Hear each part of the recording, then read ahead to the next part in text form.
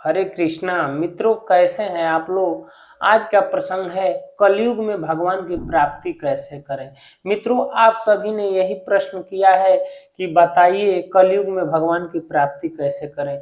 तो मित्रों, कलयुग में बताया गया है कि रामचरितमानस में भी लिखा गया है कि कलयुग एक नाम अधारा, सुमिर सुमिर नर उतरहु पारा।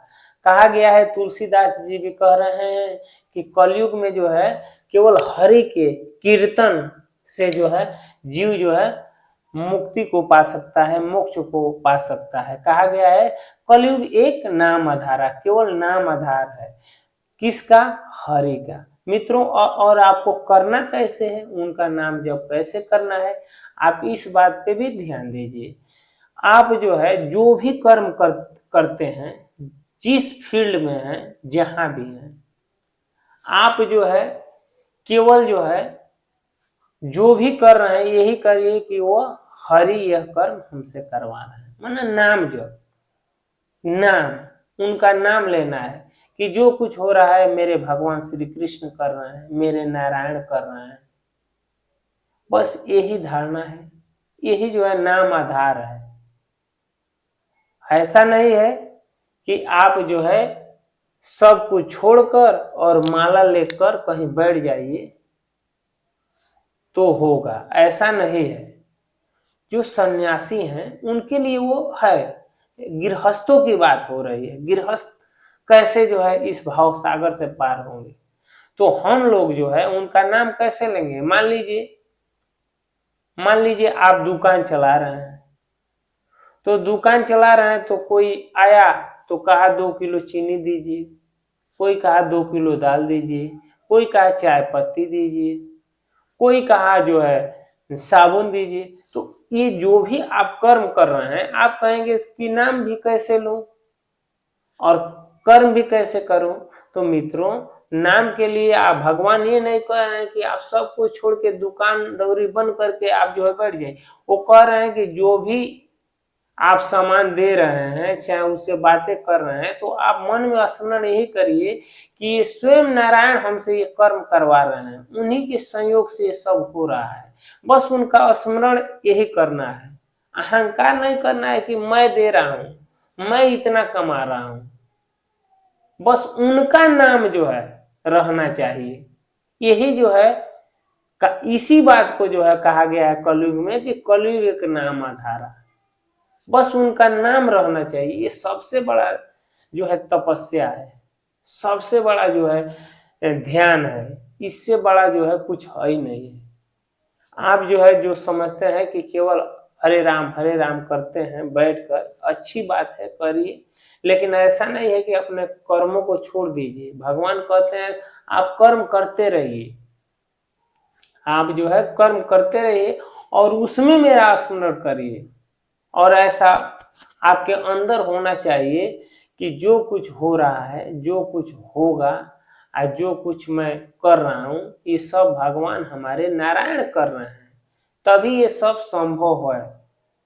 अपने को कर्ता न मानिए, और उनको जब कर्ता मानेंगे तो कर्ता के मतलब ईश्वर जब रहेंगे तो उनका नाम भी रहेगा, तो नाम ही आधार है। तो कलयुग में आप जो है ऐसे ही ईश्वर को पा सकते हैं, दूसरा कोई विकल्प नहीं है। और इतना आसान है, कोई कई वर्षों की तपस्या नहीं है, हजारों लाखों वर्षों की तपस्या नहीं है। आप जिस क्षण, जिस समय इसको अपने जीवन में ढाल लेंगे, जो भी कर्म कर रहे हैं, बस यही समझिए कि मैं नहीं, स्वयं ईश्वर मुझसे कर्म करा रहे हैं। बस यह नाम याद रहना चाहिए कि ईश्वर कर्म करा रहे हैं।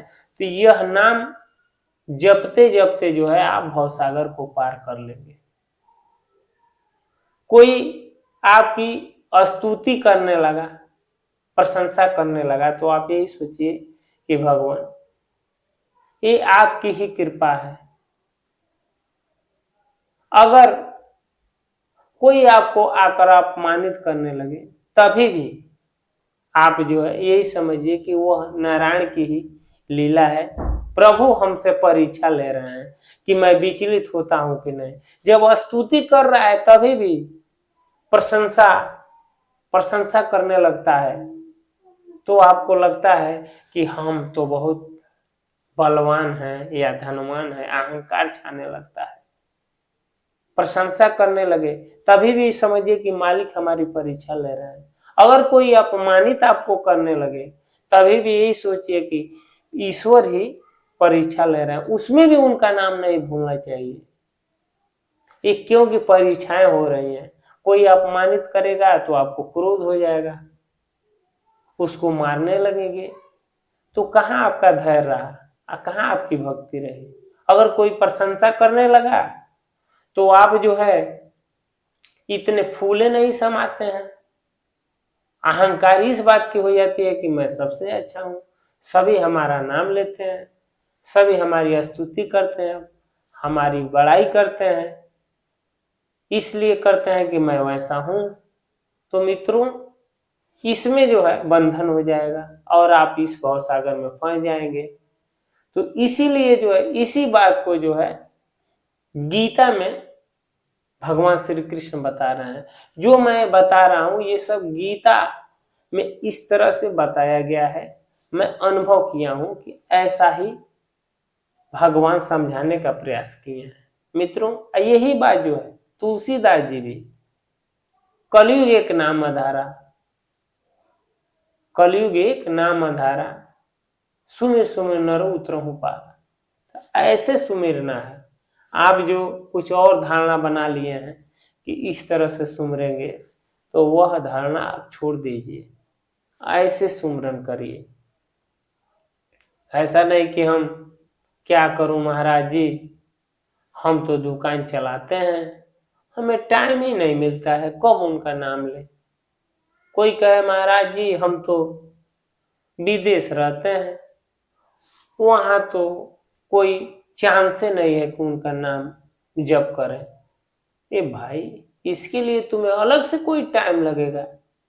जहां हो वही जो कर रहे हो, मैं नहीं कर रहा हूं, ईश्वर कर्म करवा रहा है। यही तो सबसे बड़ा नाम जप। इसमें कोई अलग से तो कुछ हो नहीं रहा है। भगवान ये गीता में बता रहे हैं कि बस जो कर रहे हो, खा रहे हो, पी रहे हो, सब यही मानो कि मैं नहीं, ईश्वर कर्म करा रहे हैं, तो ना बंधन होगा और ना आप इसमें फंसेंगे। तो मित्रों, आपने सुना, देखा, समझा कि कैसे जीव जो है अहंकार करके फंस जाता है और कभी कभी वही जीव अहंकार में जो अपने आप को ईश्वर मानने लगता है, कभी टूट जाता है तो जीरो मानने लगता है अज्ञानता के कारण। इसलिए मित्रों, हमें और आपको यह समझना होगा कि ईश्वर कैसे मिलेंगे। तो नाम जप से ही मिलेंगे। तो नाम जप कहा गया है तो लोग इसका अर्थ और लगाते हैं। नाम जप आदमी करे तब ना, नाम जप का तो वो अलग ही मतलब निकालता है कि हम कहीं बैठ जाएंगे कोने में, माला लेंगे तभी जपेंगे। ऐसा नहीं है कि माला आप लेंगे तभी जपेंगे। जिस फील्ड में, जिस जगह है, जिस स्थान पे है, जिस देश में है, जिस समय में है, सब कुछ ईश्वर के द्वारा हो रहा है। यही नाम आपके अंदर होना चाहिए, तो सब कुछ हो जाएगा। अलग से आपको कोई समय निकालने की जरूरत नहीं है। ये पूरे संसार को आप मानिए कि वासुदेवमय है, शास्त्रों में भी कहा गया है। और ये सब जो कुछ हो रहा है ये भगवान लीला कर रहे हैं, तो हम आसानी से इस भवसागर को पार कर जाएंगे। यही नाम जब हमें और आपको करना है। मैं अपना अनुभव बता रहा हूं, जो हमने भगवत गीता पढ़ी है और जो भगवान ने समझाया है, वह हमें ऐसा ही समझ में आया है कि भगवान का कहना यही है। मित्रों, आप इस कहानी से इस कथा से आपको क्या सीख मिलती है, आपने क्या समझा और आपके जीवन में इससे क्या लाभ मिला, यह सब हमें कमेंट में जरूर बताइएगा, ताकि मैं आपका कमेंट पढ़कर यह समझूं कि आपने क्या समझा, तो मैं दूसरा वीडियो बनाने का प्रयास करूंगा। मित्रों, अगर हमसे कोई त्रुटि हुई होगी तो क्षमा करिएगा। मित्रों, हम जो भी टूटी फूटी भाषा में जो कुछ बोलते हैं, ये सब भगवान की ही कृपा है। दोषों को ग्रहण मत करिएगा, जो भी कुछ आपके सामने गुण दिखाई दे उसी को हासिल करिएगा।